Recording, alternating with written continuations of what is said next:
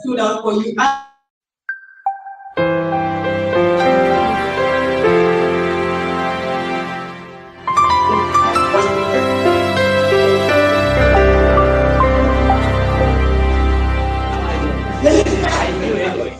And I know, right? Anyway, my name is Reverend Oliver Mandesota, coming from Men of Valor, Purpose and Vision.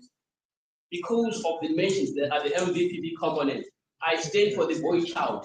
When we're dealing with the Stillfontein case, the space that I was coming from was to look at the young men involved in all these issues. And I've heard and I've been following conversation. Yesterday, what the climax when we were in the gender feminist, I could see it's not having an effect. Right. Well, like I'm saying now, we could see that what we seem to be having a problem is the definition of terms. We struggled for a long time to understand what is just in transition. And then we looked again at what is the problem is when we look at the most affected, which is gender, which is women. Then I was looking at this, are we the people, when we're looking at the people's court, I like how the presentations were made, the colonial order from Malawi and from South Africa. But if you hear the government lawyer, how he presented his face, then the question was, even all these questions we are trying to ask, are we that organized, leading people who speak to power? Then we reach that stage yet, because it seems like ourselves, we have issues, we are dealing with the past to bring into the present, and we don't seem to be relevant in the current debate. The government is way, way ahead. The corporates are way, way ahead. These are strategic people. They've got resources. So to me, I took it as a challenge that in all the conversations, I think, and I want to believe you'd agree with me that we have neglected the key component, which is the boy child. All the other things that we are discussing, they are linked to the non-mentioning or even focusing on what are the effects these things have on our male section of the society. And this is the question I think I would like to challenge all of civil society organizations, the church involved, that we need to understand the position. Where are we positioning the young men in all these things? Hence, our managers and in ICU, they're not working. A lot of people are coming from bleeding relationships. Because why? We neglected in calling the boy child. So that is a question I think should be considered in our next conversation. What are we saying? Instead of looking at our past anger, hate, bitterness, and all those things. And are we ready to face the government? Thank you. Thank you so much.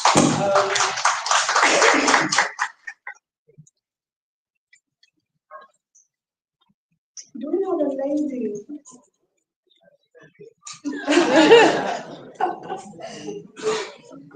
Okay, so take that hand and then I'll take that one. We don't have any hand that side yet. I'm hoping it's going to be fairly soon. Thank you so much. My name is Kalem. I'm coming from the Zambia.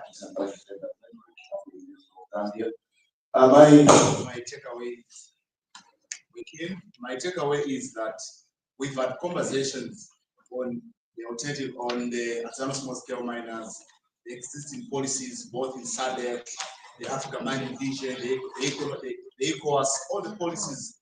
But for me, my takeaway is that the key question that must be answered only by the, it's not working.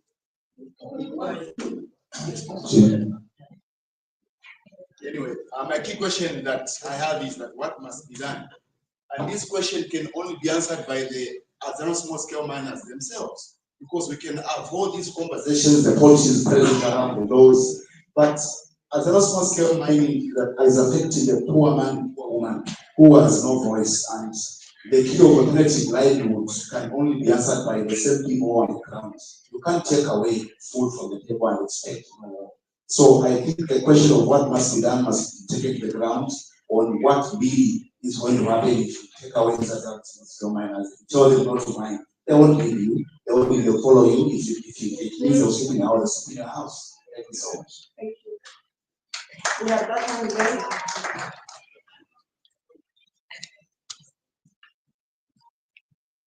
Morning.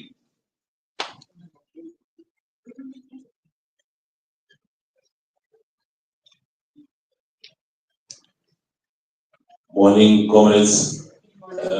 I'm Mabasa Leonard from Zimbabwe, coming from a lithium mining community. My question is on energy transition for who? The transition, from my own perspective, taking gender lenses, I can see that it's a transition of women from poverty to abject poverty. Because women have been displaced from their ancestral land where they were farming around 3 hectares, and now they are now settled on 350 square meters in an urban center.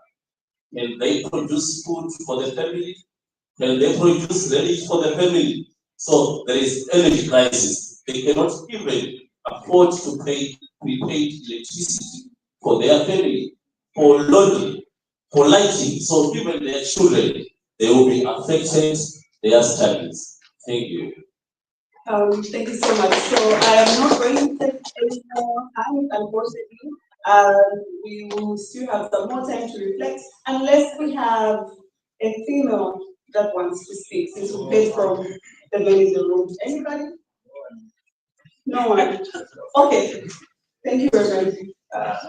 A mic there, please. Under a minute, thanks. Thanks for redeeming us. Yesterday, Jolene was really proud. We had so many women taking space on the panel. So, yeah. Thank you so much. Good morning to everyone. My takeaway is I want to encourage everyone here that we have been given the task to go to the community to amplify the community members' voices, to empower them, to make sure that they can speak for themselves, because we cannot continue to speak for themselves while they are there, they can stand for themselves and speak to empower them. So I also want to also the issue of food, to advocate for the issue of reparation, to make sure that those multinational companies making in our government, they also recognize the harm that they are causing to the communities, to our countries, so that they can repay, so that they can compensate our communities for this just transition, energy transition. Thank you so much. One thing that keeps ringing in my mind is the fact that the poor are not sleeping because they're hungry, and the rich are not sleeping because the poor are working. We're in this place, we are given instructions in terms of which alley you can't use, where you can't pass. We're afraid of going in those areas, and I'm wondering, and I'm thinking to myself, which side of the table do I fall over? Why am I afraid to walk through this alley? Am I one of those that are not sleeping? We need to question ourselves. Francis, your time is up. You have 3 minutes with your celebrity team. Good morning. Good morning. Amanda. I was hoping that with celebrities we would have some drum rolls, and I'm waiting for the technical team to work with me. One thing that you will always know is that I only make the promises I can keep. So I promised to make some people famous this morning, and I'm waiting. It's almost coming. If you know that you sent a tweet, you sent a post on Facebook, or you just assumed that we would not take it seriously when we offered to make people famous, now here we are. This is the reality check. If we can have one by one, but it's fine. Let's keep it that way. I see Global Financial Integrity. Are they in the room? GFI, not in the room. We also have Dr. Mithika. Is he in the room? Dr. Mithika. These celebs, where are they? We also have Zimbabwe Council of Churches. Are they in the room? They deserve a better clap as they become famous. We hereby confer on you the order of one of the most famous Army 2025 social media users. Those who are of a similar opinion say aye. Good. Apart from ZCC, we have another organization here called Tax Justice Network Africa. Are they in the room? They are also famous. And then when I look, there's also another gentleman there. We cannot see his face, but we can see his head. And by the shape of the back of his head, we might be able to know who it might be. So TJ and then we also have Action Aid Zambia. Are they in the room? Action Aid Zambia. Are they in the room? Please celebrate the other. My co-moderator, Lawyers for Human Rights. Are they in the room? I don't know if we allow them on that. Lawyers for Human Rights. We can see them on that side. We hereby confer on you the same. We welcome you to the order of famous army users. We move on. Publish what you pay. Are they in the room? Don't you be louder? Yes. We also have Femnet. Femnet? Femnet, not in the room. Okay. We also have another one. This one, I was hoping that it would be put without the others to just show you what the other side is saying. And you see the one on the extreme right. They are saying, own a piece of Africa. Discover the finest Tanzania. This is not this side. It is that other side where we are going. Because we are talking about community, land, environmental degradation. On the other side, they are saying, own a piece of Africa, mortgaging us away. Before you get too angry, let's move on to the next one, because you might start stoning me. We have Padzai. Padzai means it. Padzai. Padzai. Not this one, not that one. We also have another gentleman called Apollinaire. Is he in the room? They need to see you, sir.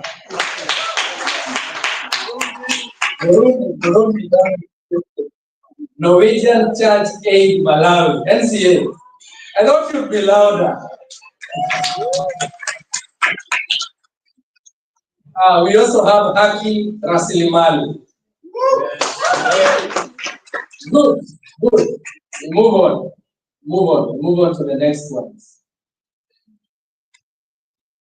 Coming? Or these are the last ones? No, I'm sure there are others who are here. So we still encourage you. Please, today, any photos you take, and I say if you take them with your favorite human, use the banner on the ground floor, put it on Facebook or Twitter or LinkedIn, you continue being famous. I'm trying to see the next ones are coming. Are they coming? Because we have some individuals we wanted to recognize. If they are not coming, it's fine. We'll get another session to do that.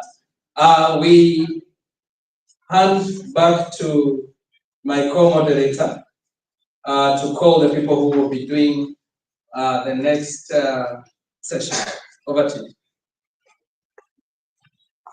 Thank you, Francis. A round of applause for our social media celebrities, please. Thank you so much.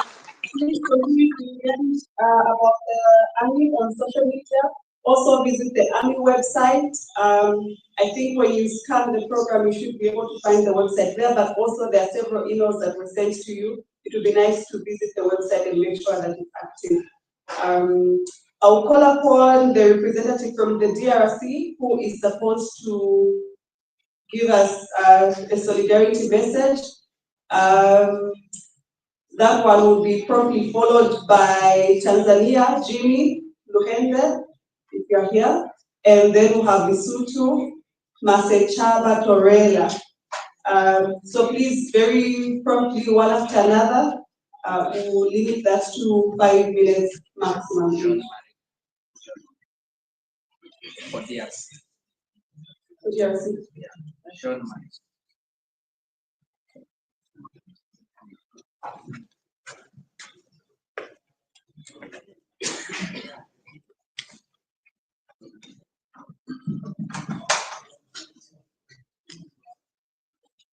Merci beaucoup pour la parole.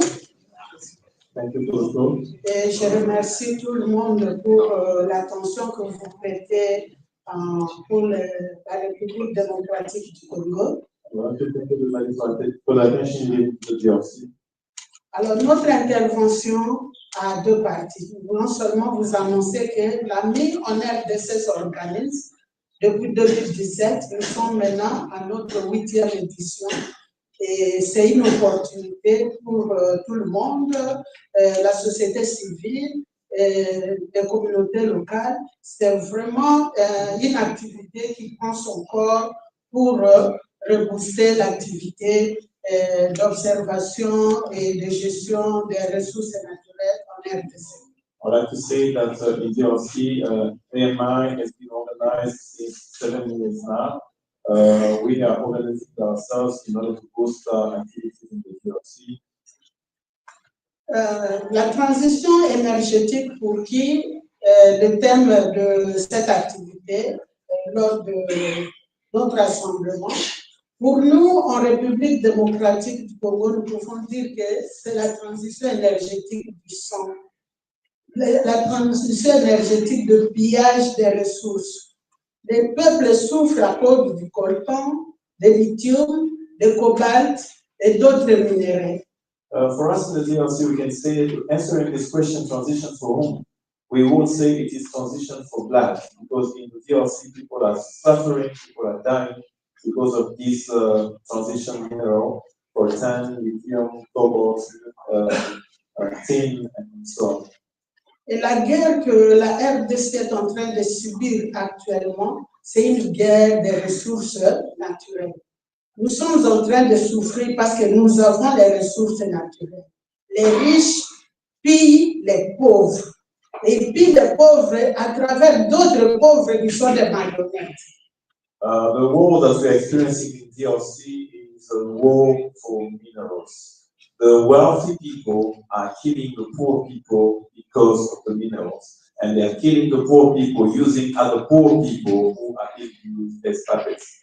C'est ce qui se passe maintenant. Quand vous apprenez, c'est le Rwanda qui est maintenant en RDC pour appuyer M23. Et en réalité, derrière le Rwanda n'est qu'un arbre qui cache toute une forêt qui signifie les puissances, les grandes puissances occidentales. Et malheureusement, c'est un Africain qui sert de pont pour tuer son frère afin de ravir les richesses de son frère et donner aux plus puissants encore. So the war that we're experiencing in the DRC, which is being supported by Rwanda, in reality, Rwanda is just one tree that is hiding the forest behind, because behind Rwanda, there are all these multinationals and all these superpowers in the West, and they are using an African to kill his poor brother African, all that to the benefits of these wealthy nations. Et notre message de ce jour, c'est un appel à la solidarité africaine.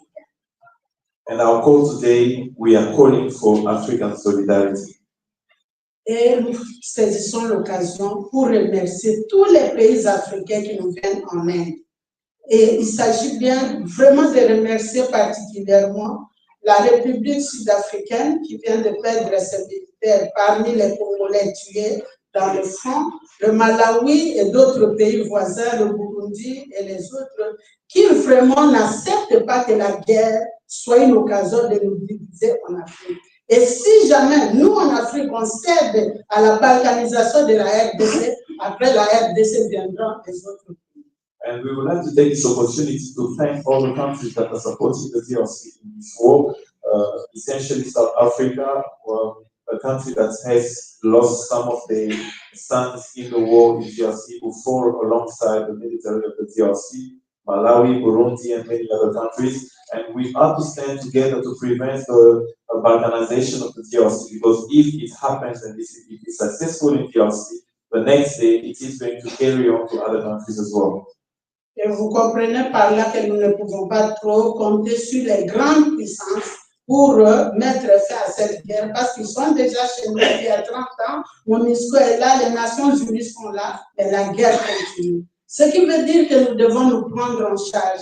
Et nous comptons sur tous les hommes de bonne volonté, nos frères africains des pays voisins, et toutes les forces vives que vous constituez pour qu'on arrive à établir, pour le moment, les minéraux de transition pour la paix et non les minéraux de transition du sang. And we cannot count on the United Nations or any of these superpowers because they have been in the DRC for almost 30 years now. We have the United Nations Force of Peacekeeping in the DRC. We have other countries that are in the DRC pretending to try and keep peace, but we have never known peace. And we are counting on you to stand together and to build a new narrative that will speak not about transition minerals, but we have to be speaking about minerals for peace in the DRC. And we count on you to make this voice heard. Et cette guerre pour la paix, les minéraux de la paix, c'est une guerre non violente. Ce n'est pas une guerre avec les armes. Et quand nous parlons de minéraux pour la paix, nous devons former notre communauté à se prendre en charge. Pour que la communauté arrive à installer ce que nous pouvons appeler la politique de la gouvernance locale participative, la redevabilité, la transparence des gestions et surtout la traçabilité de nos minéraux partout ça passe vers les consommateurs finaux. We have to build a structure that will enable us to exploit our minerals in a responsible manner in a way that we keep peace in the region. And we need to focus essentially on the good governance and participation of local communities in the policies of regulating our minerals, things such as loyalty, transparency, management, and especially traceability of minerals. We need to be able to know where the minerals are being extracted and what are the conditions where it's coming from. Et c'est cet appel-là que nous avons besoin de votre soutien. Un soutien stratégique, un soutien matériel, un soutien financier, un soutien technique, et ensemble, nous serons plus forts et nous pouvons bâtir l'Afrique. Nous n'allons pas baisser les bras, le pouvoir est de notre côté. Même si on est puissant sur terre. Il y a aussi une puissance qui dépasse cette puissance-là. Et je crois qu'avec la communauté bien formée et avec ce cadre où nous pouvons faire entendre nos voix et transmettre aux autres, nous pouvons bâtir un beau Congo et bâtir l'Afrique. That is how we are calling to your support, a support that is to be strategic, material, financial, technology, and together we can establish a very solid foundation on which we will be able to build a sustainable and peaceful future for our country. Pour clôturer, je vous demande quelques secondes de silence pour les morts enterrés hier à Goma, où l'effectif s'élève officiellement à 3000 décès et que leurs âmes reposent en paix. Merci beaucoup. So close the line to observe a minute of silence for all the people that were buried in Goma. The official number is 3,000. May the soul rest in peace. Thank you.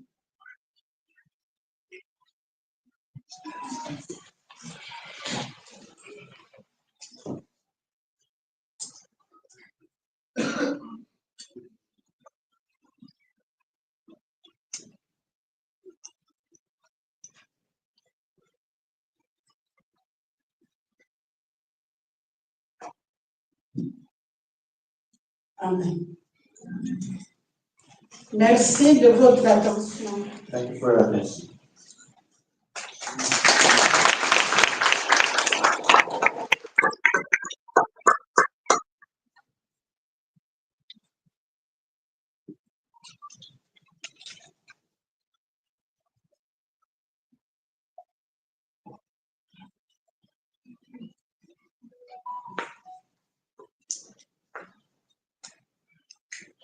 Thank you so much.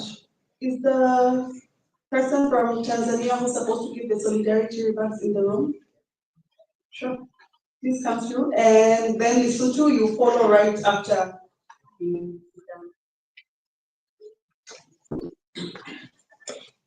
Good morning. Morning. What is your everyday business? Advocacy, activism, movement. We said this on the first day, yeah? Our everyday business is movement, advocacy, and activism. I think you agree with me that we have gathered here because we know the negative social effects of the mining, of the party.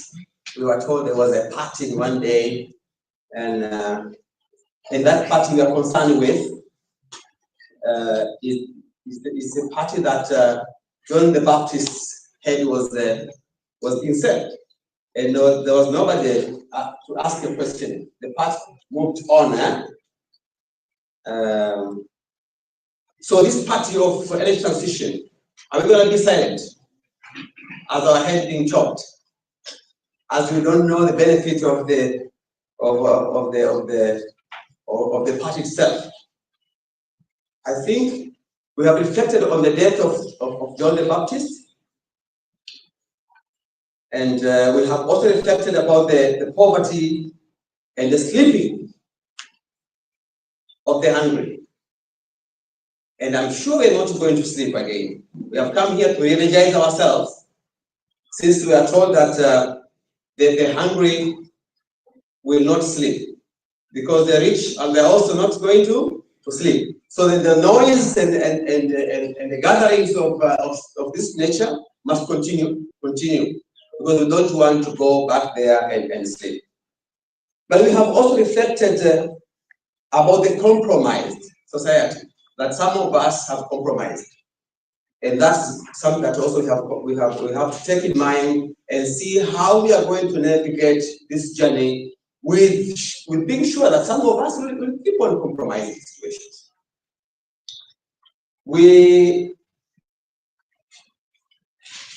As we discussed the concept of energy transition, of which we know very much about right now, we are also reflecting about the powers of the community. And the question, every time we're asking ourselves, who are the communities? And we got into a trap, I think that yesterday or the day before yesterday, we're asking, where are the communities here? It is like now the NGOs, we say we are not communities. We think there's a community somewhere. That's a trap. Those who have compromised, they ask me a question. Who are you representing? Where are they? It's as if we are not part of the community. It's as if we are not affected. We are stuck now looking for the affected community. That's a trap, my friends. We are part of the community. It's us. When you ask the community, CSOs, the local government officers, the member of parliaments, everybody is part of the community. There's no other community down there. So I think we have reflected about the powers of the community and who is the community, which is very good, very key. We should keep on discussing about it. And we have also reflected on the movement, that we need the movements to continue. We have energized ourselves about what the nature of movement do we need, who is doing where, who is doing what. So the learning that we have got here, the knowledge and skills, we have to take them back to our countries to move on with the movement. So as we ask ourselves about who is benefiting, this is $1 million question. We'll keep on asking ourselves who is benefiting. And this question should lead our reflections every time. I think it's important. And we're not going to say the community will get its own power from too much singing, from too much praying. It's just knowledge. We have to give them knowledge. Not knowledge about the frameworks of policies and all these strategies and legal aspects and the frameworks. It's the knowledge about powers, about how they can navigate this war, how they can navigate in the party. What question must they ask before their heads are being chopped off? Yeah? So this is something that I think will energize our communities, and we'll be able to support each other. We'll be able to support those from Congo, we'll support those from Mozambique, we'll be able to support each other, East African, South Africans, everybody. we have to keep on empowering ourselves, empowering the community. And I thank you very much.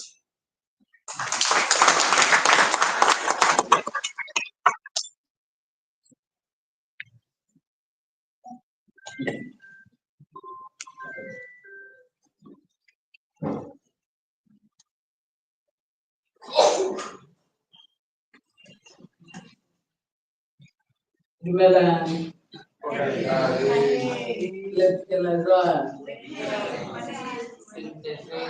Good morning, ladies and gentlemen.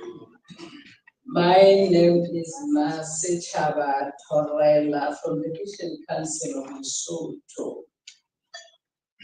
I'm going to deliver the solidarity message in a churchy tone. Allow me to observe all the protocols. When I look at this theme for this army, energy transition for whom, the critical time or the critical question of our time, I was reminded by the First Chronicles chapter 12, verse 32. It is said in that scripture that the children of Isaac understood the times and knew what to do. Then the question came to my mind, are we leaders gathered here today understand the times? And do we really know what we are supposed to do? I take this moment of 3 to 4 days as an introspective moment. In the Catholic Church, we say, it is my fault, it is my fault, it is my fault that Africa is here in this stage today. Why? Because we haven't been doing enough. Why? Because we've been reluctant to tell truth to power. Why? Because we've been dining the enemies of our society in the name of negotiations. So, ladies and gentlemen, do we even understand? I remember Kayisile Shabalala, who loves Africa, used to say, whose agenda is this? And I'm of the same sentiment. Whose agenda of this energy transition is it? Who benefits from it? Do Africans understand it? And what are we going to do about it? Where are we transitioning from and where to? And where should we transition? Do we as communities understand this energy transition? Do we really understand? One of the speakers yesterday also talked about the education. Do we, at the community level, understand? Have we educated our community about this energy transition?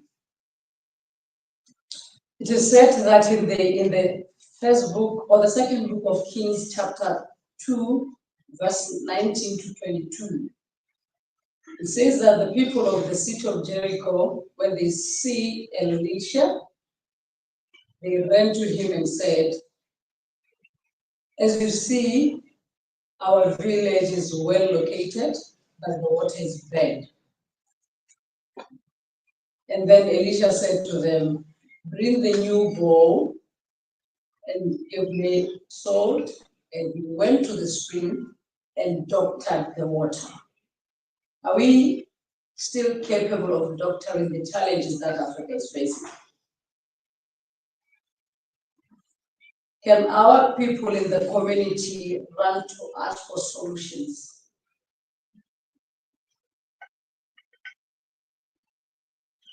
Are we still relevant, comrades? Are we still able to doctor the challenges that Africa is faced with today?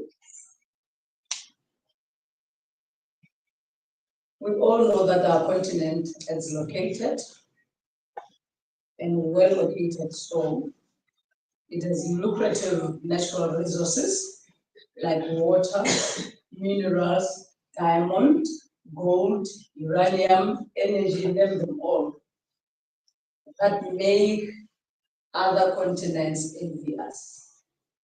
But the question is, what is the point of having the splendid location with beautiful resources if the Africans cannot access them? What is the point of having the natural resources if they are of no use to Africans? The beautiful natural resources that we have in Africa benefit the politicians, benefit their families and friends, benefit even the colonial masters in the name of donors and monies.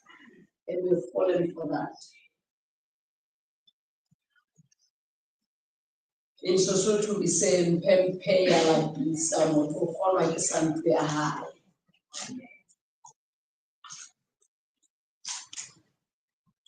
Where are the Elishas of our time? Are we the ones? My fellow Tanzanians said that when we have been capacitated, we've been given skills. Are we ready to go and doctor our waters when we get back to our different countries? Or we'll keep enjoying the lamentations of our society and keep enjoying Africans being beggars and visitors in their country, while we dine with their enemies. Comrades, our silence is too much, too loud. Our reluctance is too much. If we know the power that we have as a civil society organizations, we wouldn't be silent.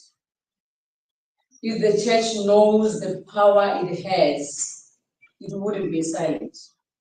So allow me to say that when you get back home,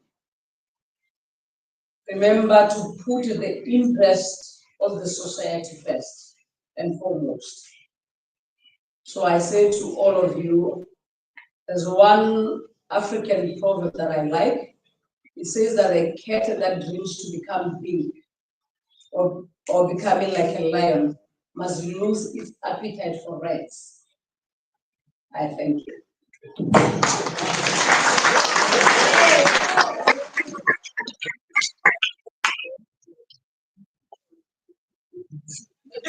Thank you so much for those powerful words. At this point in time, I would like to call upon Mr. Zito Kovane from Mozambique Coalition. You have exactly 15 minutes to give your keynote closing address.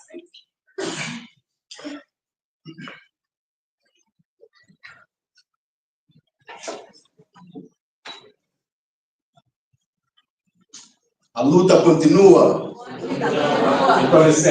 A luta continua. Meu nome é Zito Kovane. Sou de Moçambique. I'm from Mozambique. Da Coligação Cívica sobre a Indústria Extrativa em Moçambique. Antes de tudo, queria expressar agradecimento aos organizadores desse evento. Before anything else, I'd love to extend my gratitude to the organizers of this event, que proporcionaram diálogo aberto e inclusivo. Whom have granted us a very inclusive and open debate or discussions. Para refletirmos de forma contextualizada a transição energética. In order for us to discuss in a contextualized manner the energy transition. Ao encerrarmos esta conferência, os transformadores somos chamados a refletir sobre as vozes que aqui se ergueram, tanto do Congo, de Moçambique, Tanzânia e outras regiões. So as we are closing this forum of the Process Army 2025, we were called in order to reflect upon all the calls that were made by various stakeholders to mention that the situation in DRC the situation in Mozambique, Tanzania, and many other parts of Africa. Durante estes dias, debatemos uma questão crucial. Transição energética para quê? During these past 3-4 days, we have discussed a very crucial aspect. Energy transition for who? Se a resposta não for para todos, estaremos apenas repetindo velhas injustiças sob novas bandeiras. Não podemos permitir que essa transição sirva apenas para enriquecer grandes corporações e fortalecer governos que exploram seus povos. So to mention that if the answer to that question is not for everyone, then we're going to continue perpetuating injustice that is ongoing, and we're going to have new flags or new stakeholders and new corporations in place, and also fortifying governments that exploit their own people. As histórias que ouvimos, tanto de Moçambique, Tanzânia e de outros países que antes mencionei, outras regiões, mostram que a exploração de recursos minerais ainda ocorre de forma predatória, excludente, acima de tudo. So to mention that the example that I've shown, or that we've heard from our DRC, Mozambique, and Tanzania, and many other countries, all of them indicate that the extractive industry, until today, this activity is conducted in an exploitation way or manner from all these countries that I've mentioned, and also very exclusive. Bem, as promessas de desenvolvimento muitas vezes resultam em mais desigualdade, em mais destruição ambiental e em mais repressão para aqueles que ousam questionar o sistema. So to mention that these extractive industry or mining industry, until today, it is being conducted in a very inequality manner, in a very oppressive manner, and to those that stand up against the system or question why things are done the way they are done. So. Moçambique, meu país, é exemplo claro dessa contradição. Mozambique, my country where I'm from, is a very clear example of these contradictions. De lado, território riquíssimo em recursos minerais. On one side, a very wealthy and rich territory in mineral resources. Do outro, povo que sofre as consequências da sua exploração sem qualquer benefício real. And on the other hand, a people that suffer out of the exploitation of their resources without any compensation or benefit whatsoever. Desde outubro do ano passado, em Moçambique, já foram mortas 500 pessoas. Estamos a falar de 4 meses, até que são mais de 500 pessoas que perderam as suas vidas. So since October last year until now, we're counting about 4 months. In Mozambique, around about 500 people have been killed already. 619 ficaram feridas a tiros nas manifestações. Around about 619 have been injured out of the protest and the manifestation that is happening in Mozambique. E agora que estou a falar, há registro de 4.221 pessoas detidas nesses protestos. And as I'm speaking, stand before you, around about 4,238 people have been detained out of those protests that has been happening in Mozambique since last week. Vítimas de repressão brutal contra aqueles que lutam pelos seus direitos. So they've been victims of the brutal or repression for those that are fighting for their rights. Este é retrato da marginalização e repressão vividas pelas comunidades que resistem. So this is the portrait of the marginalization and the repression of those communities that are standing up for their own rights. E a tragédia se aprofunda quando analisamos o contexto mais amplo. Jornalistas, líderes comunitários, defensores dos direitos humanos são silenciados. And this even worsens the scenario whenever we see the civil society, the media or the journalists, the press, they are silenced whenever they stand up against all these injustices. E quando isso acontece, as organizações religiosas, a SADC, a União Africana, ainda continua calada e não fala nada diante a essas injustiças. repito, organizações religiosas, porque temos muitas organizações religiosas aqui, mas não há nenhuma ação concreta quando há essas injustiças. A SADC, que tinha que ser um exemplo desta solidariedade, não se pronuncia. A União Africana, será que isto é uma União Africana sem solidariedade, a agirmos de forma fragmentada e não sermos solidários a essa injustiça?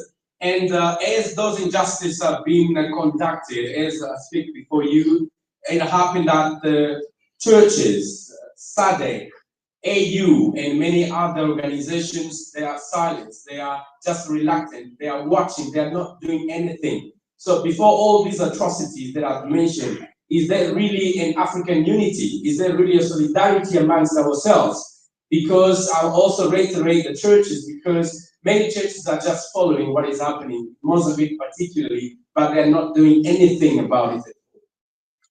E no contexto da transição energética, Moçambique detém maiores reservas.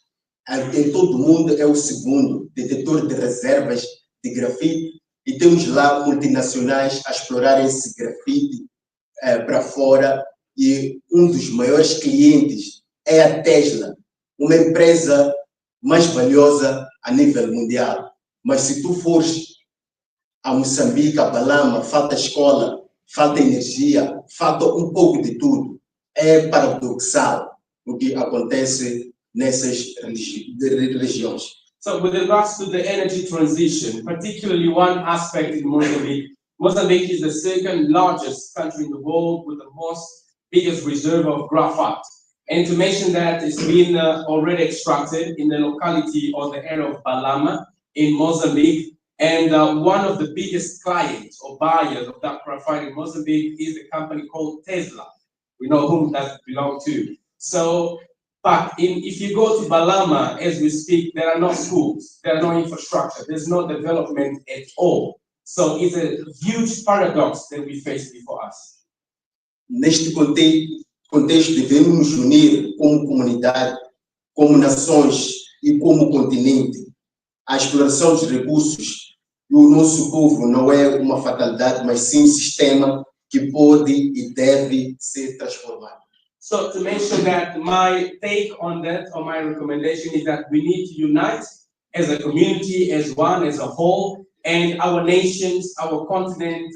The situation or the system that is in place is not a fatality, but it is a system that we need to undo. We need to get rid of it so that the situation, the reality may be changed. A transição energética precisa ser constituída com e para os povos. So energy transition needs to be constituted or centralized for and by the people. Isso significa fortalecer nossas redes de solidariedade. So it means to fortify our roots of trocar experiências, to exchange experiences, denunciar injustiças, to denounce injustice, exigir responsabilidade das indústrias e dos governos. And also to force accountability from the corporates and the governments. Não podemos nos calar diante da repressão, da violência e da exploração. We cannot be silent before the repression and the violence that is ongoing. A luta continua. A luta continua. A luta continua. E acima de tudo, o povo deve estar no poder. A luta continua.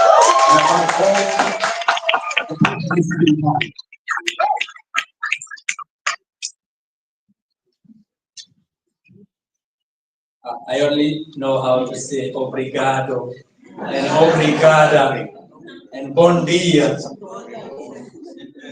But thank you to those comrades for their statements. We are now in the last hour of our session here, and we want to welcome the closing panel. And I think we've lost our chair. It's Eric somewhere near. He's supposed to be handling this panel, the closing panel. Maybe as we allow him to be called, we can be able to call those that are going to join the panel onto the stage. So give me a second. So those that will be on the panel, Andile Zulu. Andile Zulu. Welcome to the panel. Anthony Adam. Anthony Adam, welcome. You're not clapping for this panel.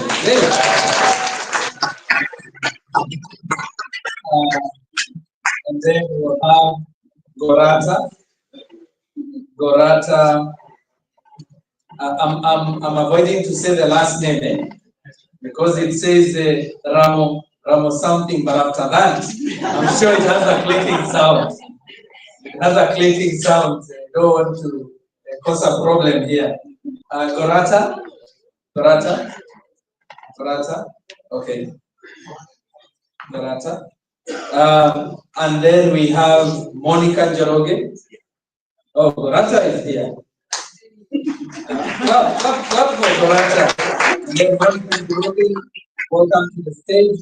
And welcome the army chair. Please welcome the army chair properly. With good claps.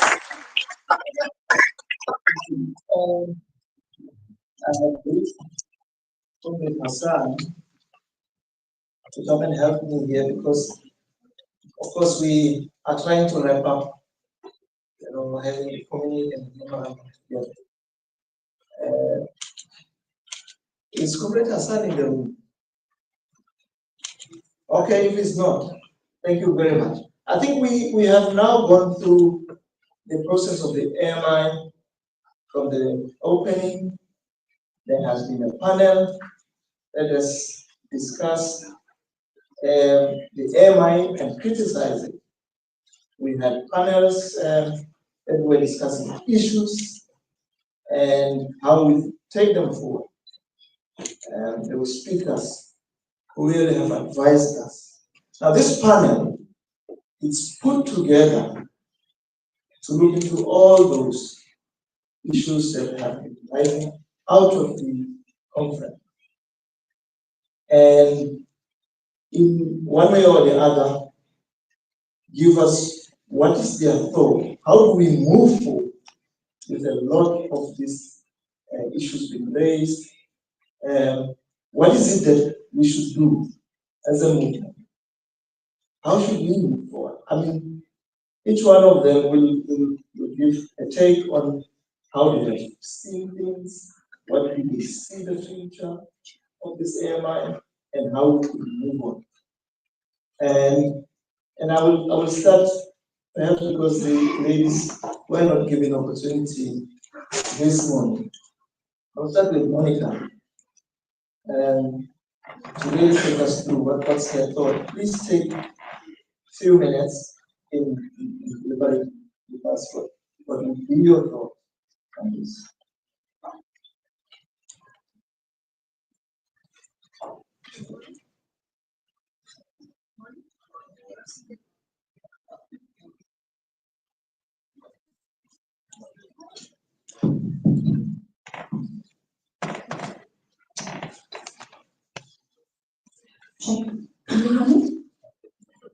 Good morning.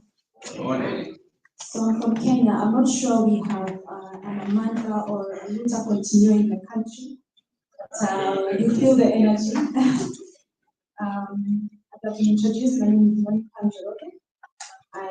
I serve at the Fellowship of Christian Councils and Churches in the District in the Horn of Africa. In short, it's Teklaha. For those of you who know Fokisa, Teklaha is the Fokisa in the District in the Horn of Africa. So we work with the councils of churches, the regions. Our main focus is a platform that creates spaces for faith actors, especially the National Council of Churches, to reflect on common issues of concern, especially around peace building and social cohesion, as we have had this morning from DRC. Our members, as I mentioned, are the National Council of Churches. In that geographical spread of 10 countries in that region. We seek to catalyze conversations on issues of peace and social cohesion, and we provide accompaniment to our members in collaborations with our partners so that we jointly and proactively address drivers of conflicts in the region. Of course, the natural resource issues are one of the drivers of conflict, specifically around the inequalities and the injustices affecting communities around the natural resources. We have heard this morning from our colleague from the DRC, and we know that the natural resources are one of the drivers of conflict in that region. We also know about South Sudan, the issue of oil in that country and how it has driven conflict. And so the natural resources remain one of the areas that the focuses on. So what we do is that we accompany our members, that's the National Council of Churches and the actors, to be able to, to proactively engage around these issues. We build their capacity, or rather we enhance their capacity. We provide technical support and support the advocacy relations. So I'm so grateful to EJN and Pakisa for giving us the CLAHA this opportunity to be in this panel. And of course, I want to pass my hearty congratulations to Pakisa and especially EJN for sustaining such a movement for 15 years. That is not an easy task. This is not something that we should take for granted. It's a true reflection of what an audacious and a bold vision and purpose, coupled with joint values and sustained efforts, can build. We have been able, through AMI, we have been able to build a community of organizations working together for a common goal, and it has fostered a long-term transformative change in this region. So we congratulate AMI, we congratulate EJN and Pakisa for sustaining such a good movement and a strong and a robust movement. So to the AMI pathway, when I was reflecting, and especially on the question of for who, I think that remains the core of our engagement around AMI, that we must be able to keep that in mind, that we are very clear on what, but we have to, it's very easy to, get carried away with for who, because there's so many interests. And therefore, one as we move towards the future and envisioning what AMI should be looking at the future, is that we need to be strengthening long-term empowerment of communities. And I think that's the key. That empowerment is not just the short-term processes, but we have to be able to think long-term. It has to be sustained, and empowerment has to be nurturing and accompanying our communities to not only understand their rights on the importance as important players, not just beneficiaries, not for who you think that the companies are doing as well, but they are actually important players, and that we also empower them to be able and nurture and accompany them, to be able to appreciate their capacity to engage, along the value chains, to be able to engage the opportunities that are there along the pathway around the extractive industry. So it's important that we empower our communities, and that remains our focus around our work in AMI. For sure, when we started on Monday, on Tuesday, we were told that there is nothing like voiceless communities. And I believe that is important for us to reflect around, because I think when we talk about the voiceless communities, then we are thinking that we are speaking for the voiceless community. In fact, we are actually perpetuating the injustice. We are perpetuating the inequality when we imagine that we are speaking for them. On the contrary, we should be empowering them and enabling them to be able to speak for themselves. And why do we then focus on the communities? Number one, we strengthen the agency of the community, and that is very important. And then we strengthen the voice of the community as opposed to speaking for them. And then we strengthen the process of building a grassroots-driven movement. In Kenya, we say bottom up, but that has been politicized, so that the Kenyan British has been say bottom up. But the aspect of having a community, not from top to bottom, but really a bottom-up community, and that is perhaps one of the strengths of AMI, to be able to sustain and keep the movement going. So it's very important that our communities are able to to speak for themselves and they are empowered to tap onto the opportunities available within the extractive industry, then you have succeeded as AMI, and that should remain at the very core of AMI. I think the second reflection around the pathway is that we need to galvanize regional level advocacy for extractives. We have so many organizations in this that are representing different organizations, and we are very well engaged at the grassroots and at the national level. But AMI has like FECLAHA and COKISA. We have the responsibility of ensuring that we are galvanizing on the regional level advocacy and ensuring that we are speaking from this, from that regional level. One of the things that, as I was reflecting as I sat in this room, and this is a challenge that I want to put to AMI and ourselves, was that AMI is still largely Southern Africa, and that's a good thing. And so it's an appeal for us in Eastern Africa that we want to be in this, want to hear our issues also come out very strongly. So I was hoping, and it has come towards the tail end, that we would have a bit highlighted the issue of DRC, the way we have highlighted issues of South Sudan. So I think we need to maybe expand and realize and embrace the fact that AMI has grown beyond Southern Africa, and we want to be let in as the Eastern Africa region. And we are thinking of having conversations around conflicts, because this is also an emerging issue. That maybe the next time when we are discussing about the long-term conversation, that issues of conflicts and issues like those that would also come up very strongly. So it has become a regional space that has gone beyond Southern Africa, and it has gone to the continental, and we need to begin to think that way as we move forward. I think my last point is, maximizing on our power of faith ethics. I think we need to be very, very aware of that we have managed as AMI to create such a beautiful and inclusive space, but we also need to buy away from the temptation of becoming very technical and very elitist, and ensure that we, hold on to those faith, our faith ethics, because that is what we bring to the table. We have, the experts in the room, people, the advocates, and we embrace them and we appreciate them. But as AMI, we also have our strength, which is our faith and our ethics and our values. And so we must be able to keep that identity and ensure that it remains at the core of the engagement of people. So I think that is where I stop. Thank you. Thank you.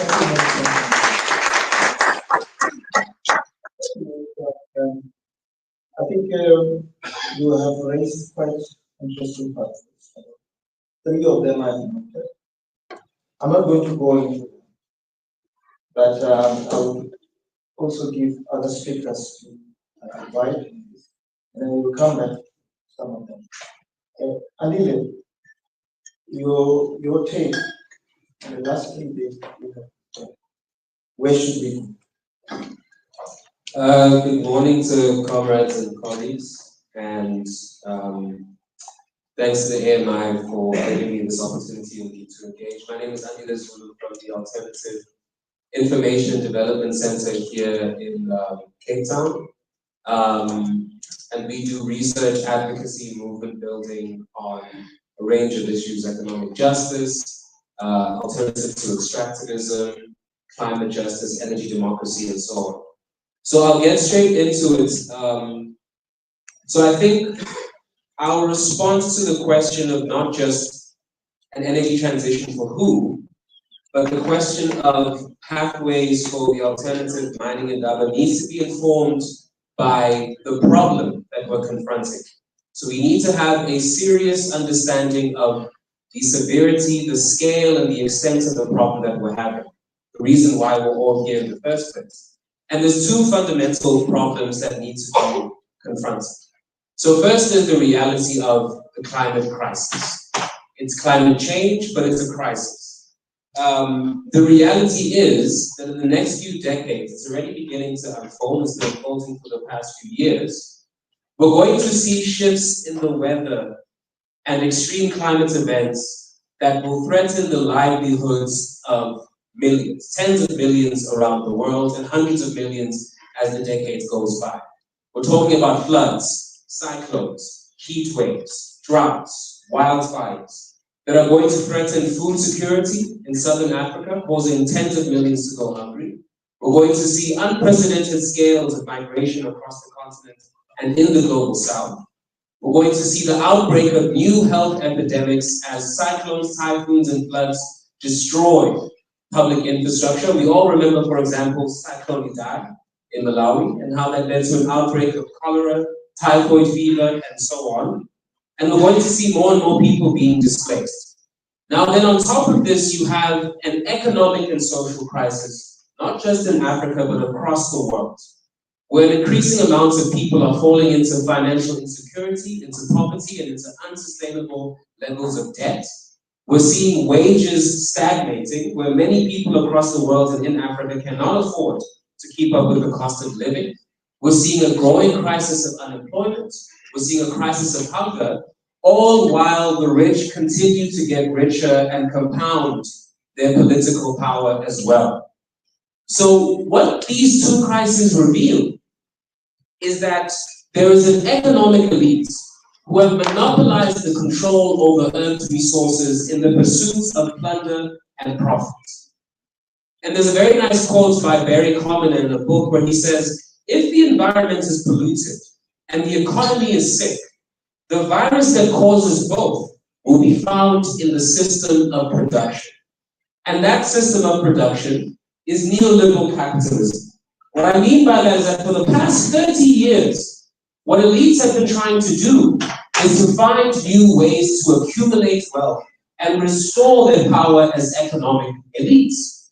That's what they've done in South Africa, that's what they've done in Zimbabwe, that's what they've done in Mozambique. And that's why we see the quality of our people's lives getting worse and extractivism beginning to increase as well.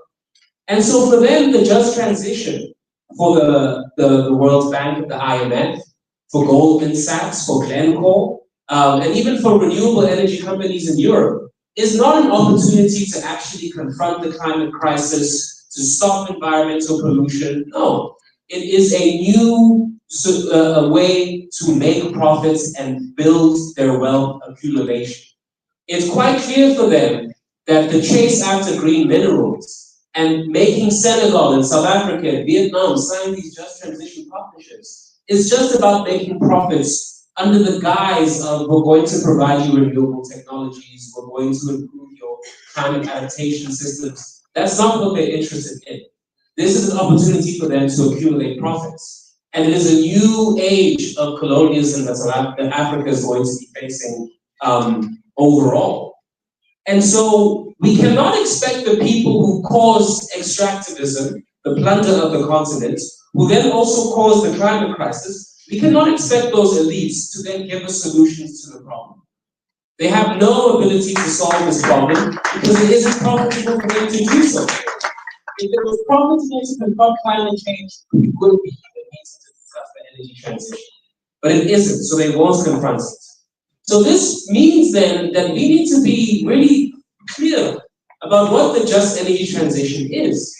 And in fact, if you go into the history of the concept of the just energy transition, it originates in the 1970s and 80s as an alliance between mining-affected communities and trade unionists, who said that these companies are polluting our community. We need to move away from fossil fuels, but we should be the ones determining how that process goes, and no one should be left behind. That's where the concept originates from. And then it was appropriated by the economic and political elites of the world, because actually confronting climate change would challenge the economic system that we have. So I think the AD should be very clear that the just transition is not a technological shift, it's not a scientific question, it's not a series of reforms. I think what we should be demanding is a transformation of our system of production, a transformation of our economic relations, and a transformation of our political order. Because the world as we know it now was created by the plunder of the earth's resources, the violent dispossession of the colonial, those who were conquered during colonialism, the displacement of people, and the hyper-exploitation of working people in the global south and in the African continent.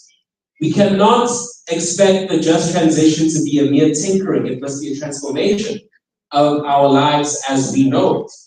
And so then, if we want the just transition to be a transformative process, to bring us new economic relations, to bring us a new relationship to nature, to bring us a new relationship to our resources, it means it then becomes a question of power. Because these economic elites are not going to listen to you if you just appeal to their benevolence, their moral consciousness. No. They will only listen to you if you amass the political power to be able to pressure them to get the change that you want. So then the question becomes, how do we build counterpower?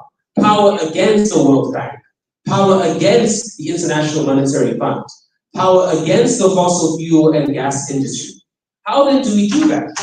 I think it's about firstly building national movements, regional organizations. We have to build movements that are an alliance between workers and communities. Workers in the energy sector, workers in mining, workers in manufacturing. We then also have to organize workers who are precarious. As we say, there are many workers in the energy sector in mining who don't belong to a trade union, who work for 6 months at a time, who don't have a stable provision of employment. We have to organize the unorganized workers.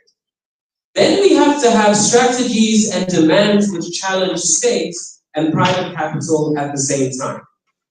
We have to mobilize and organize for progressive and radical demands amongst the states. I think a crucial demand, for example, in energy transition is the demand for a universal basic income and a tax on the wealthy and the rich. There has to be a fundamental demand. It's absurd that, for example, South Africa is the most unequal country in the world, and we've lowered the corporate income tax rate drastically over the past 30 years. So why is it that those who come and take our resources aren't giving back? They must give back.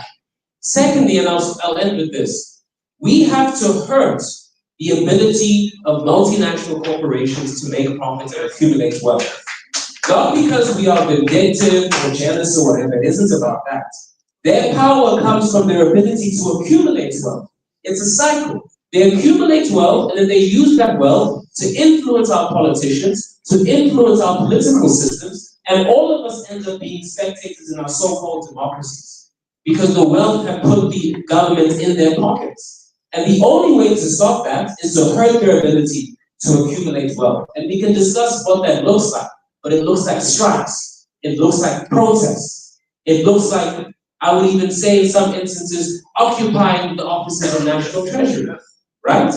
If we are serious about the problems that we are facing, that the earth is in danger, that our people are suffering, our responses must be at the level to respond to the severity of the problem. Thank you.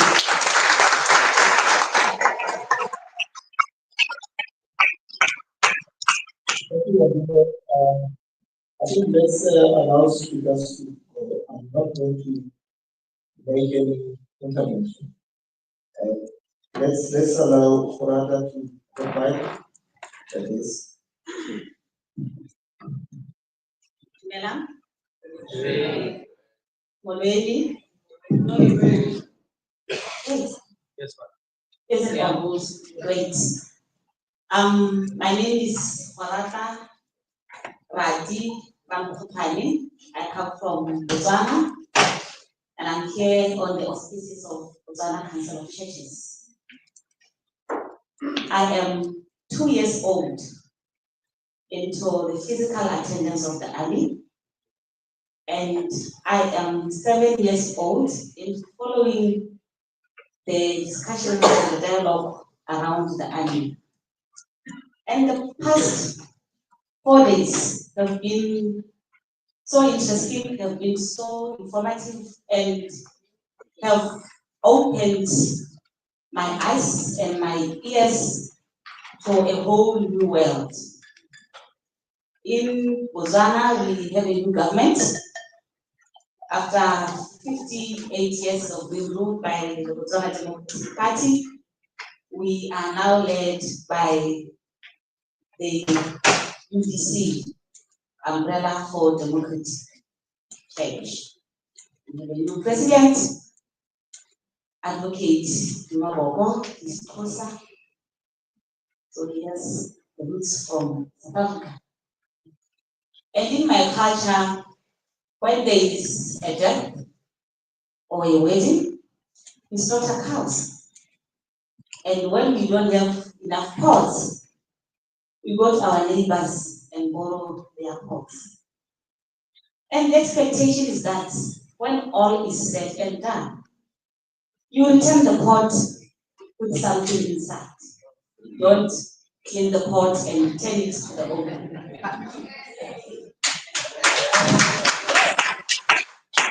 And that's the culture, that's the history that should shape our relationship with our natural resources, with our policy makers, with our governments, with our development partners, and with everybody else who has interest in our resources. So this I am saying to the artisanal small-scale miners. Don't give up. The pot belongs to us. The remains belongs to us. Let us put pressure on our governments. Let us put pressure on development partners. Let us put pressure on the mining companies or the industry so that they understand that whatever that we are doing, we don't do it out of greed. We do it because we have a strong relationship, a strong connection to our natural resources.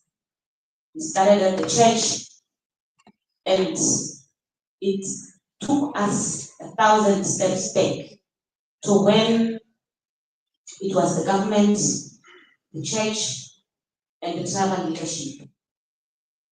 These were the three pillars of our country or our society. And as we developed and money was discovered, somebody started giving someone something that made them look more important than others. Then again, greed came in. And when greed came in, the church was kicked out of the room, and the people with the briefcase replaced the church. And the church started singing on the corridors. Our faith leaders started speaking from the pulpit, and people questioned, do you want the money, or do you want to give us the word of God? And that led to communities also asking themselves, why is the church doing this? And for a moment, they forgot that churches were the first institutions to construct schools, hospitals, and every development that was done was set on the foundation of the church.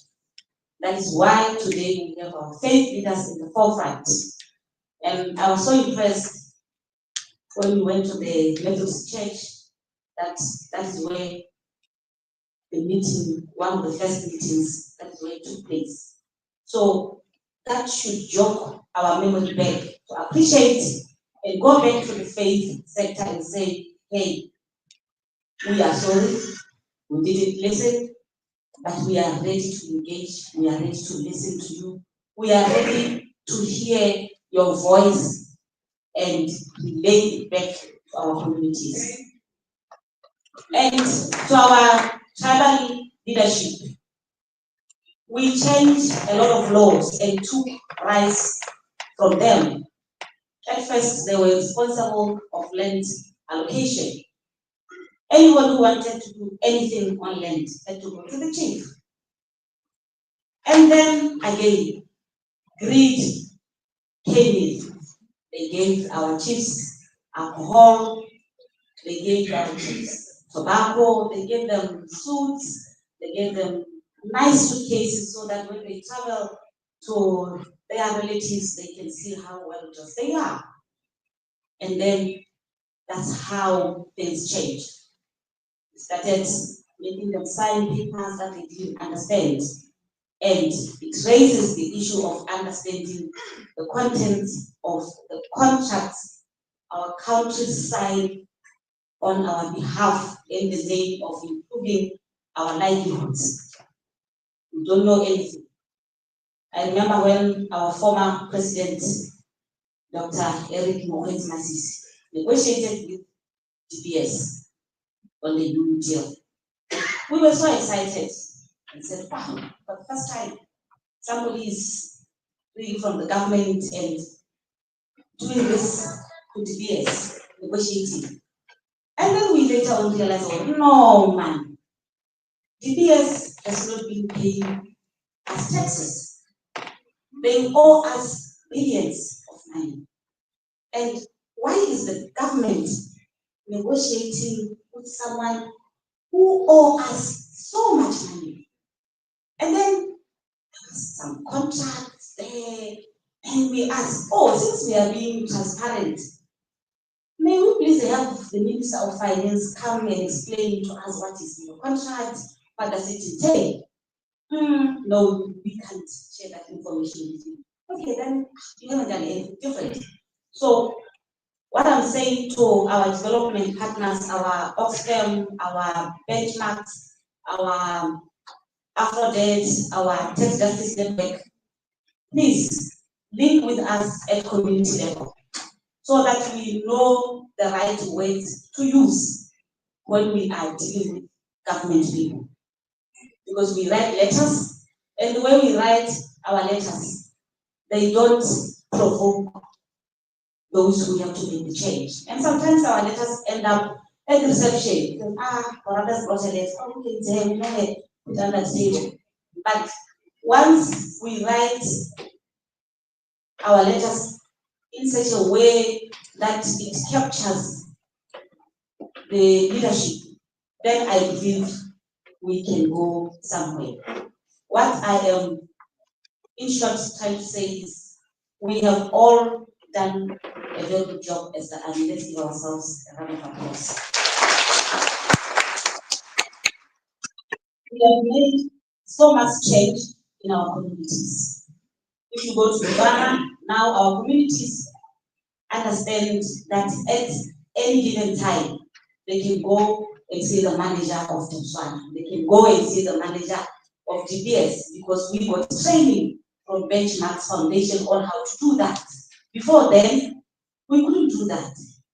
And again, we are now able to engage at regional level, at international level, because somebody with some level of technical expertise took their time and educated people at grassroots level.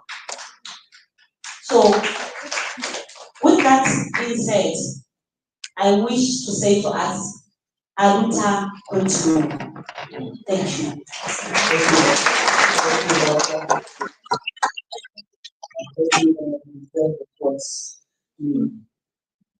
And I think you were also saying let's put pressure on the government and companies, and also the risks of that we really need to expand. We are now a continental movement. Let's build a movement in alliance with the working class or the workers, and that's what really angle of person. But the other question is that would you really trust that those who have created the problem will bring a solution to this problem? Anthony, what's your take? What's your take? What's your observation? Good morning. My name is Adam Anthony from Haki Rasilimali. That's a civil society network in Tanzania, working in private industry, focusing on transparency and accountability. And maybe I can start from the question whether we can trust those who have created the problem to solve it. It's a difficult question because sometimes there is a level of being naive about how big our problems are, and also being naive about who are we really fighting. Are we fighting the industry? Are we fighting governments? Or are they groups that we should be working with together? And I will reflect that on last year's mining in Indaba. This is the second one for me. The first one was last year. And one of the key takeaways was that how come are we talking to ourselves? The alternative mining in Indaba here is full of civil society. The mining in Indaba on the other side is full of industry and government. And maybe we can start by a show of hands. How many are from government? I want you to also turn around and check how many are from government. You are not going to get that response. How many are from the industry? One. Okay. And what does that tell us to begin with? One, there are those who have taken the time to come and listen to what is happening on this side. The industry do not show hands, but the governments who probably have chosen to be silent, which is okay, that's the same place. But these problems need to be able to be solved by the communities, the civil society, the governments, and the industry. It does not matter who created this problem. We have some problems that have been created by our own governments. We have some problems that have been created by the industry. And the partnership between all those key stakeholders is very key into solving it.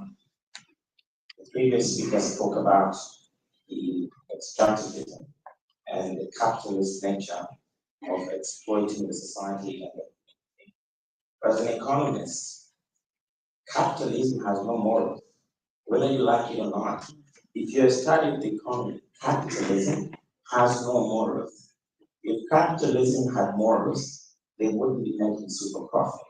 And what are the key lessons we learned from the classes we studied economics? You can make super profits and make sure you have. And as the industry, you cannot appeal to morals of an industry. As an industry, there are people in the industry who have morals, and there are people in the industry who have absolutely no morals. And these are the kind of people that we're fighting.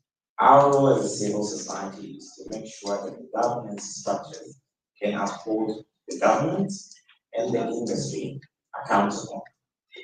And I'll share with you a few examples.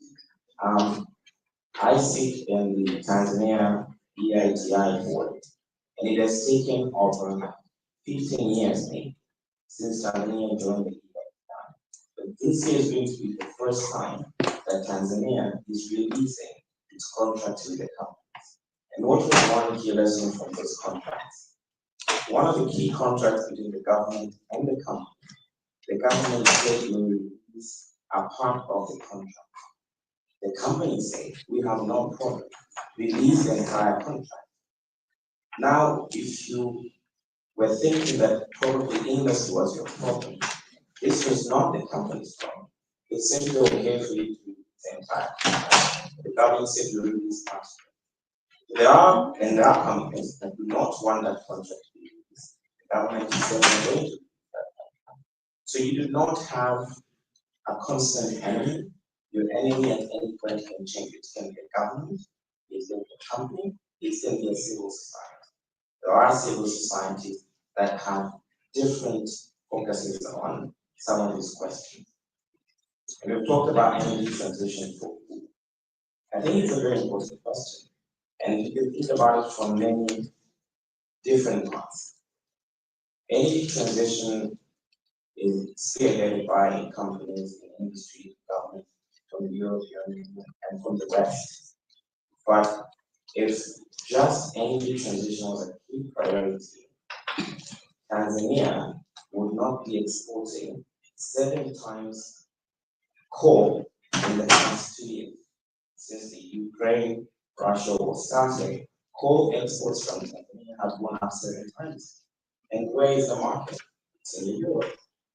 When the East African crude pipeline from Uganda to Tanzania, when civil society stood up and said, we do not want this because one, it cuts across some of the reserved lands and many other problems. The international community, and I cite the European Union here, did not say strong. It said delayed, not strong.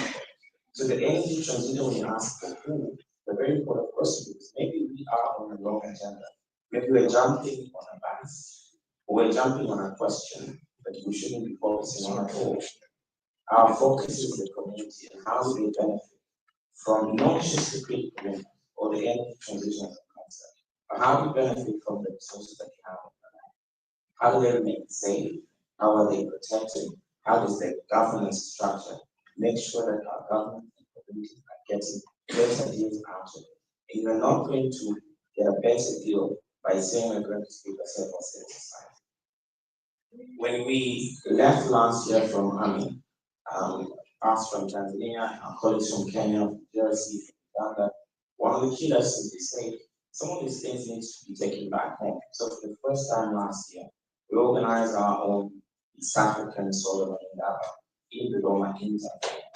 And what we did, one of the key lessons we took away from Army is that we did not speak with ourselves. We had the community, we had highest levels of government, and we made sure we have an industry in the room.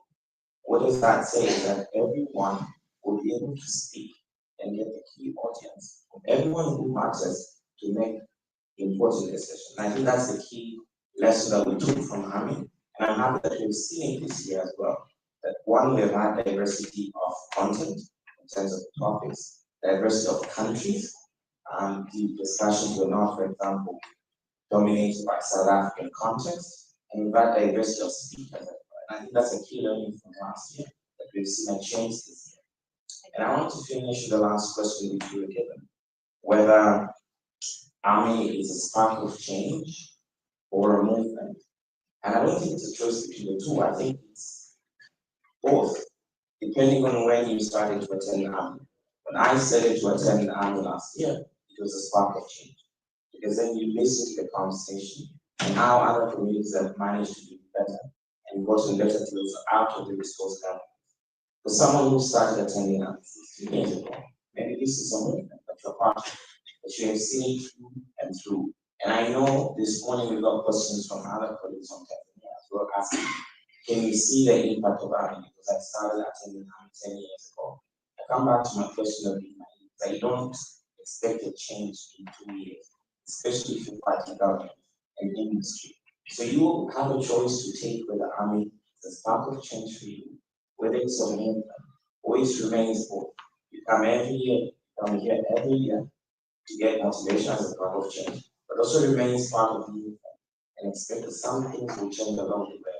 And it will take 5 years, it will take 10, take 15, but as long as you work in civil society, the struggle never ends. Thank you, Anthony.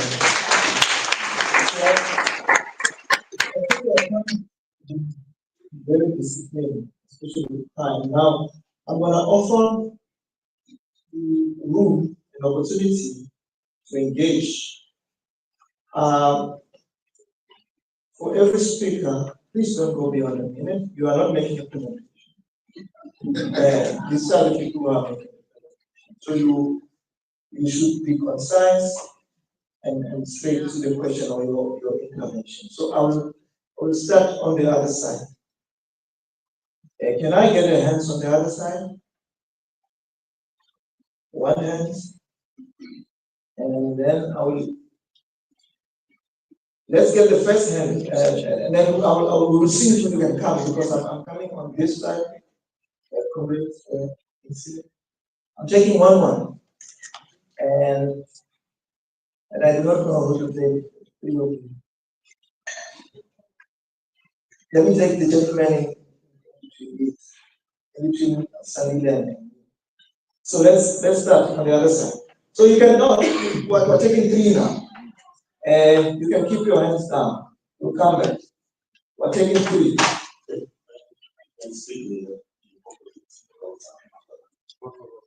Okay. So let's quickly get the gentleman. Yes. Whilst we are preparing, can I give someone else, the gentleman, to come and translate? It will be unfair. They don't have their headphones.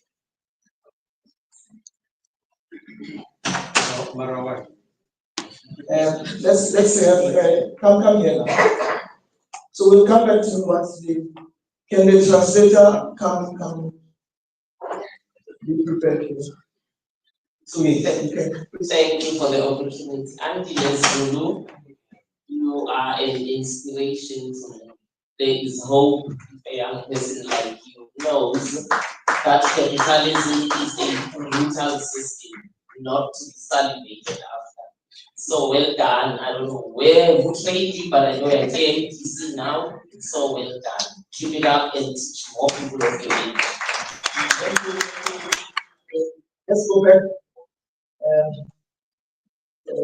Leave the translator mind. Go back to the gentleman.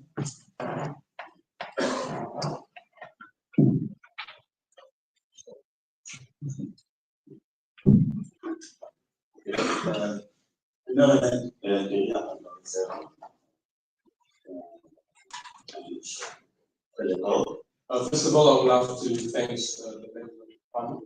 A minha pergunta vai diretamente. My question is addressed to the comrade from Tanzania. Let's talk at once. Ela acabou de dizer que a transição energética é conceito, mas para mim é uma realidade. So he ended up saying, this Adam affirmed saying that energy transition is a concept, but for me I would say it is a reality.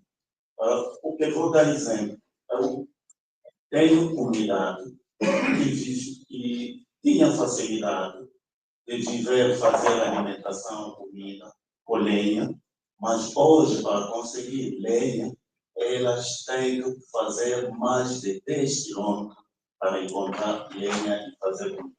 So I will give an example of a community that I was supervising working with to say that back in the days and the years they had the opportunity of having or making their meals with the foods accessible to them. But as we speak, they have to take a journey of about 10 kilometers in order to access wood so that they can prepare the meal. E hoje em dia, a vida deles, o meio de subsistência de vida, está muito complicado. And nowadays, their means of substance of their livelihoods is very much complicated.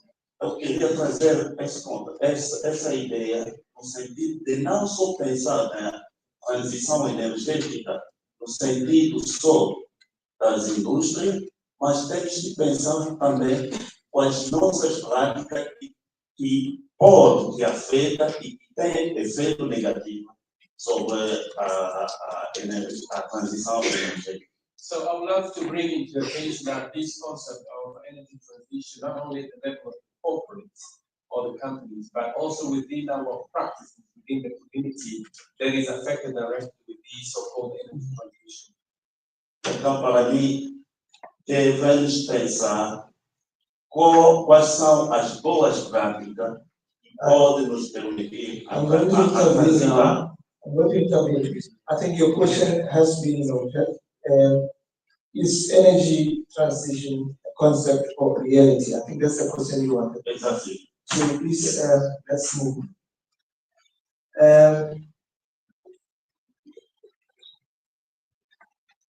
Let's give the gentleman back.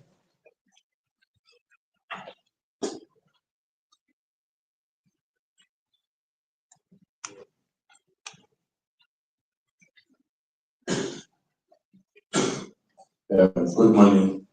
I am Indaba from the Women here in South Africa. First, I want to thank all four of you in the panel. I think we're on point.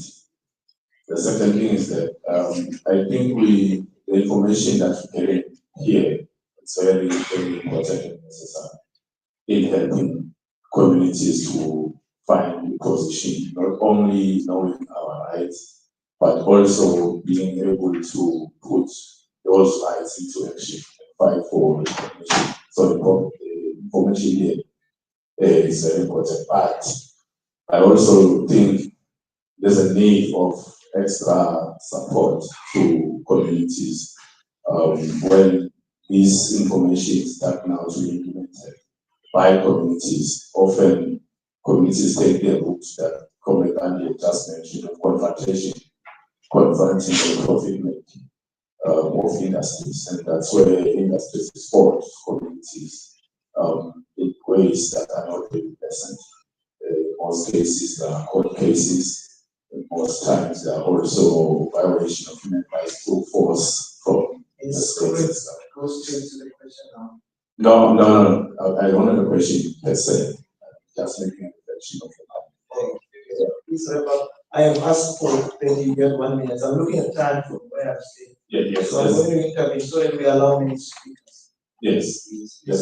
So as a form of wrapping up, I wanted to say, I think it's most important that the radicalism that Comrade Andy mentioned of confrontation sometimes is really important. So that every time we respond if you get the profit. Thank you. Okay, thank you. There is a need to be very calm. So let me have 3 more. I will start this side this time. Let's get a woman. Let me get my mom. She has raised her hand. So let's get here. I'm seeing 3 of the people I know, but I do not know whether so that I'm not accused of bias. The gentleman in glasses. So let's do 1 minute. Hi, good morning everyone. My name is Sabrina. I want to appreciate the panel and also the contributions of the last few days. Just for me, some few quick short things. I think that we haven't focused enough on the commodification of renewable energy. And if we want to talk about just transition, we need to focus on that. Also think that we cannot have a just transition if we do not appreciate and amplify the indigenous knowledge systems. I mean, very shortly, finally, in the South African context right now, ESCOM has applied for an increase of 36%, NISA has made it 12%, which is not unaffordable to most of us. But one of the reasons that they use is because of coal being so expensive, because so much of our coal is being exported to the state of Israel to fuel the genocide. We need to look at extractivism and the links to wars and genocides and how it fuels that. Thank you. Communication of renewable energy. Comrades, can you address the mic?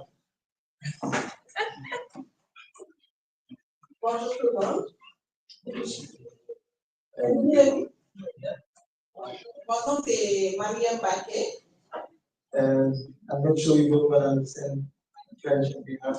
Please, let's move. We are coming back and then we line up the translator. So let's give the gentleman here with the glasses too, and then we'll come back to you. We're not taking away we're lining up someone to translate that. Yes, the gentleman standing up. Can we get French translation ready here? Thank you so much for the mic. My question is related to Monica. In reference to, my name is Joseph Mendes, I'm from the Southern African Resource Watch. I think the issue of conflict over natural resources is a very critical one. So my question is to you with reference to the demand of critical minerals and the conversation around critical minerals. What do you think African countries can do to prevent that? Because we've seen that natural resources are a major source of conflict and do have patterns of conflict. Okay, correct. So that was my question. You had a question. Yeah. Okay. Can we then move to the lady who Good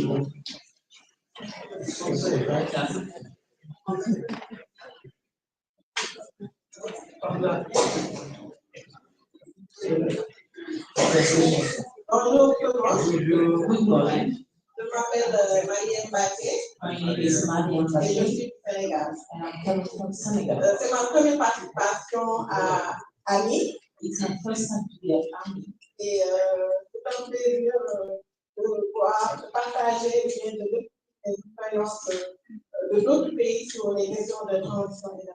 And it's a good experience for me to discover what is happening in other countries.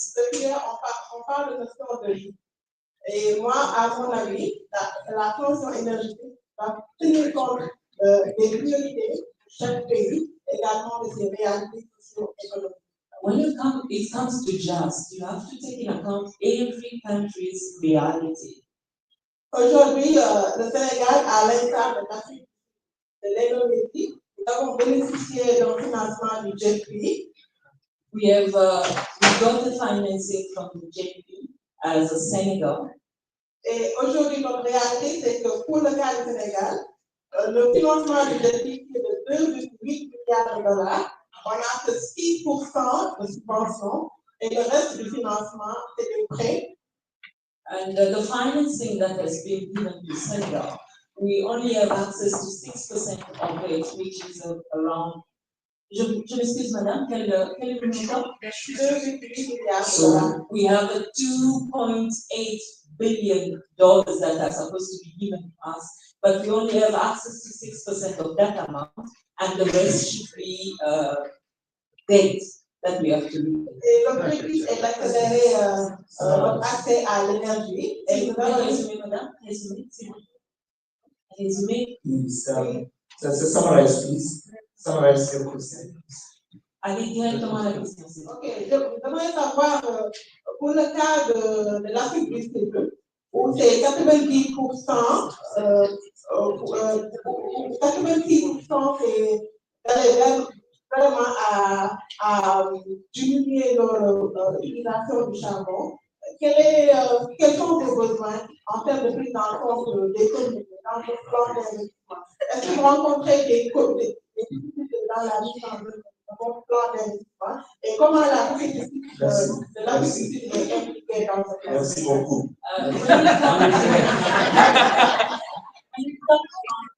Especially when it comes to coal, how do you go about it? As you say, you want to reduce the production of coal. How do you go about it, and what is the implication of the civil society and the community too, in the financing part? Thank you very much. Now I know we are stretched with time, so I'm sorry that I have to do that, because otherwise, if no one does it, we will not have time. I have to be a time manufacturer in life.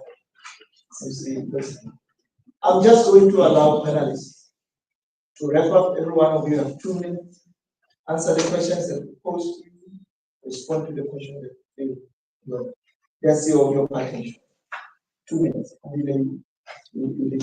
Okay. Thanks for the questions, colleagues and comrades. I think I'll start with the question about financing and the Just Energy Transition Partnerships.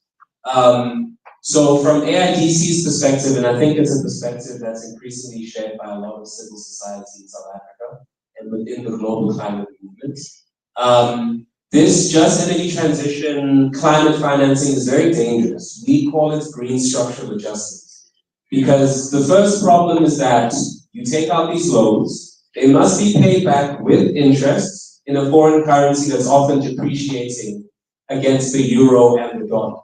So that's one issue. For example, ESCOM took out a loan from the World Bank in 2010, which is going to take us until the end of the century to pay back. And while you fail to pay back while you're paying back loans and paying interest, you cut spending on school, healthcare, food, and so on. The second problem is that a lot of this climate financing comes with conditions. So they say that in order for you to get this financing, you must unbundle your state-owned enterprise. You must allow for independent power producers to penetrate your energy system.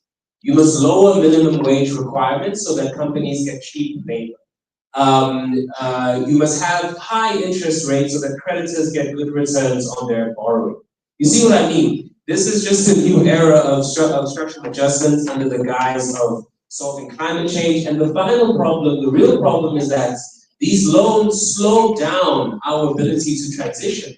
Because if you put transitioning in the hands of investors, investors have their own set of criteria for how they disperse funds. It depends on what the shareholders say. There must be a minimum requirements of returns on our investments. And so it means that green energy projects that could be helping people are stalled because investors, they feel this way and that way and haven't met their criteria, so they aren't willing to commit. So that's a problem.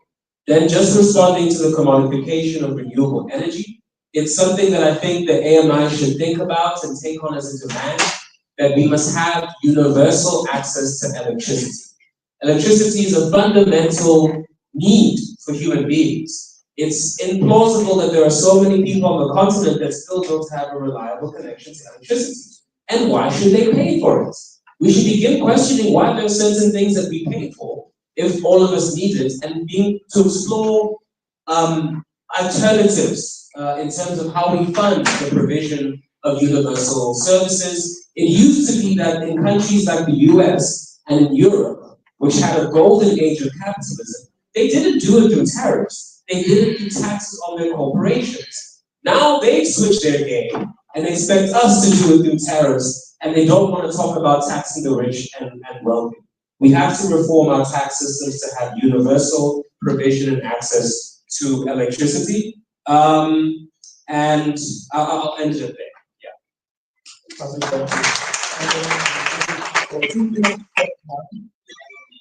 Thank you. So there was one question from a colleague from Angola asking whether just energy transition is a concept or a reality. And for me, it only becomes a reality when it can be fully practiced. And I'll give you an example.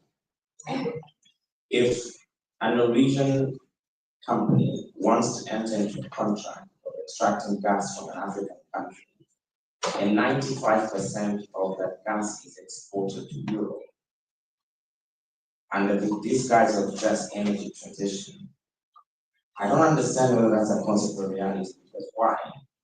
You have a country, the majority of your people can't access, for example, a basic service of electricity. And that gas could have contributed and provided that secondary service. But you're exporting 95% and you're remaining with 5%. How is that just? Because if that investment was meant for energy security for that country in Africa, you wouldn't be exporting 95% because you can fetch a better price in the international market and not in your own country. So whether that's a concept or a reality, I struggle with it too, because it can only become just when it's affordable for people in that country and when people can access that energy. And even worse, a previous speaker from Senegal spoke about just energy transition partnership and how they've been financed. The recent one was the Mission 300, an ambition to connect 300 million people in Africa with electricity by 2030, 5 years from now. But how is that program financed? Part of it is financed through, and the World Bank was very clear. We will not tell the government where this investment will go. If they want to invest in oil, if they want to invest in gas, in coal, that is their choice. Now, how just is that again? And even worse, to connect 300 million people in Africa to electricity did not come from the African United States. It was an initiative by the African Development Bank and the World Bank and the IMF and other international. And again, when we look at the international managed restructuring institutions, we look at them as partners. But I want to wrap it at this. Banks, they sell debt. That's the basic and fundamental business of a bank. They sell debt. How you deal with it? That is, there's a very popular saying that says, bank is like one friend that gives an umbrella when it's ready, when it's dry. The moment it starts raining, they take back an umbrella. And you have many lessons from Ghana and from other African countries as well, that they position their resources in exchange for loans. And when things went wrong, you know what happened then.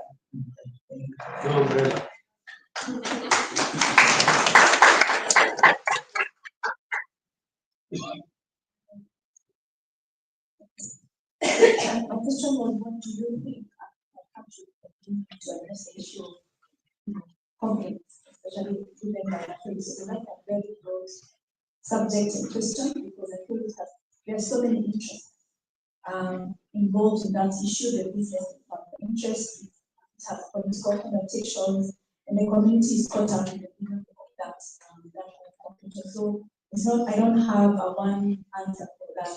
but I feel like perhaps it is one of the issues that perhaps we need to consider in the next army. So we want to have an in-depth conversation around that.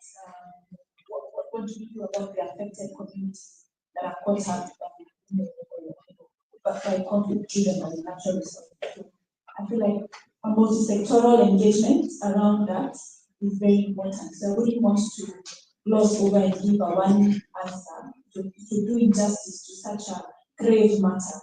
So there's need for creation of that space and more conversations around how do we engage around the connections of natural resources and conflicts in this region, because it's a reality. We are seeing it in DRC and it's also happening in South Sudan. South Sudan, the undertones are just really the oil in that country. So it's an emerging concern that we need to raise in the army and even in our defense. I thank you.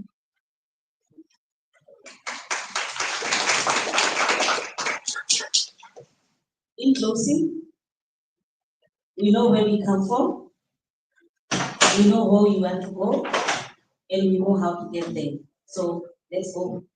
Very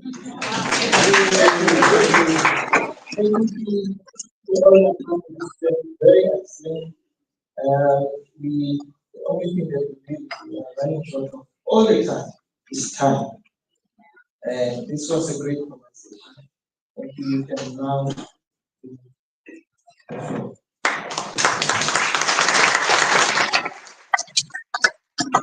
So we have really come to the close of the AMI 2025, and we are prepared to go and march.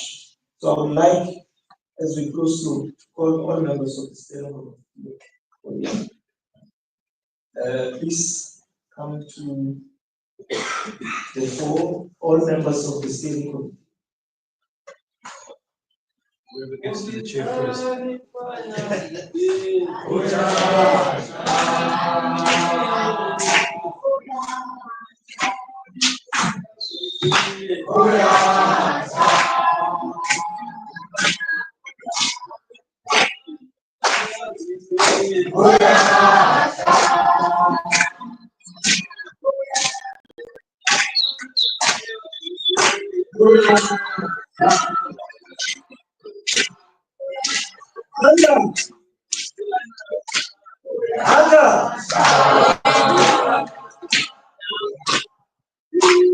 Okay, let's say that we are going to review those stories. I think we have come now to the final time of our edition of 16 AMI. So we would like to show you that this are still your steering committee members who are supposed to take us to the next edition of AMI. And they were retained after the National Assembly, so we are still going to do the run so that we can bring some more reform into the whole AMI. So let's thank them for this excellent job that they have done.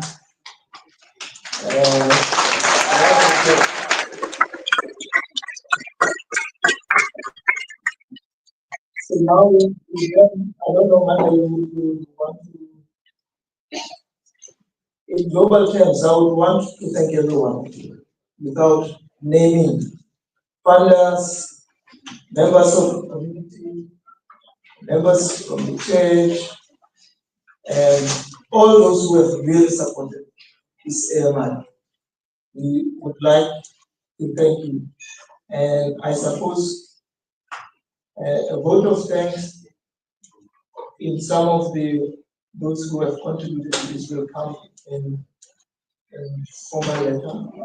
But because in the interest of time, I really would want to just do a round of, I hope I'm not offending anyone. This is defeating, but let me just only single out the program director. I'll give you a list. I'm not going to read to go through the list, but we know who really have made contributions.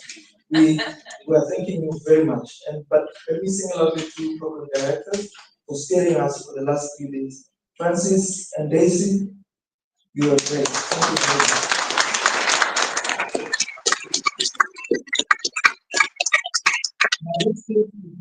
We are going to go for a march. And this match is, we are going to be walking at least 30 minutes to 45 minutes. And I'm advised that those who have health problems, chairs, and you know they cannot take a walk of that distance, please, let's not make an attempt.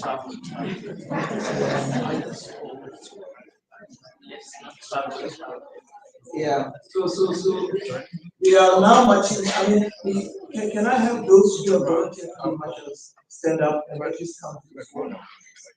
These marshals come here.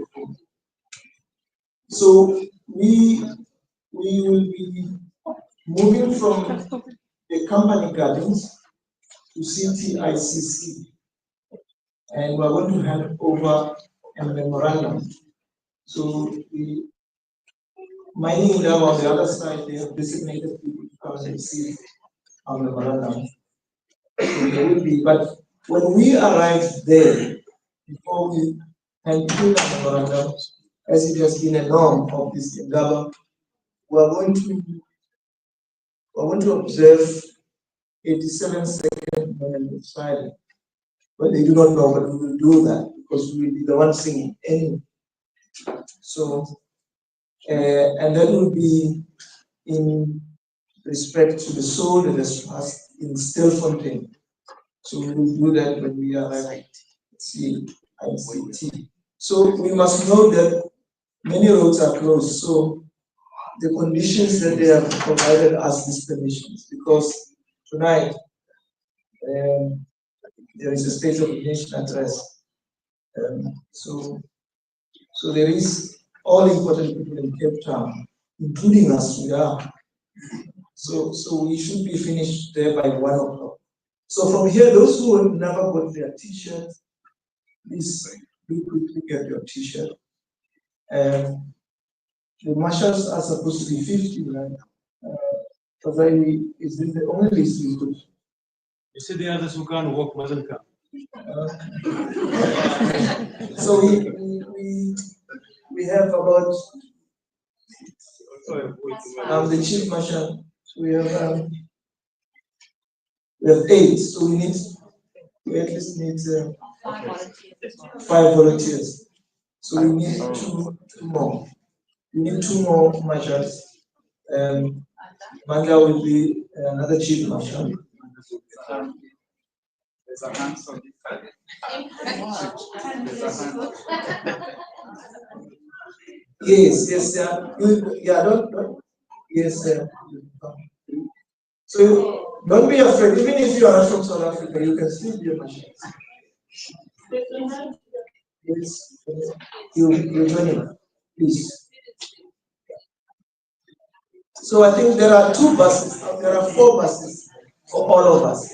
The best way is for all of us to get into the buses and not use our own transport. Those buses are going to drop us at this the company garden, and then we will walk to CTICC. And then when we finish there, the buses will be at CTICC at gate 2. We will go into them, they will drop us back here. So I think that's the instruction now.